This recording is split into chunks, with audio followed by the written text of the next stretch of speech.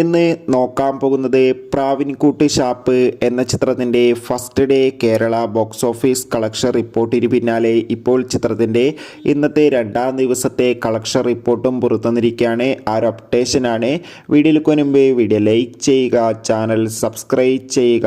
ജനുവരി മാസം ഇനി അങ്ങോട്ട് ധാരാളം ചിത്രങ്ങൾ OTT റിലീസ് ചെയ്യാൻ പോവുകയാണ്. ചാനൽ ഭാഗം പരിശോധിച്ചാൽ നിങ്ങൾക്ക് ആ വീഡിയോയൊക്കെ കാണാൻ വേണ്ടി സാധിക്കുന്നതായിരിക്കും.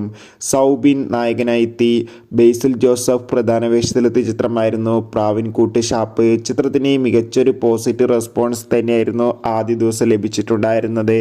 അതുകൊണ്ട് തന്നെ എല്ലാ സിനിമാ പ്രേമികളും ഒരേപോലെ പ്രാവിൻകൂട്ട് ഷാപ്പ് എന്ന ചിത്രത്തിൻ്റെ ഓരോ ദിവസത്തെയും ഓരോ കളക്ഷൻ റിപ്പോർട്ടും അറിയാൻ വേണ്ടി ഏറെ ആകാംക്ഷയോടെയാണ് കാത്തിരിക്കുന്നത്.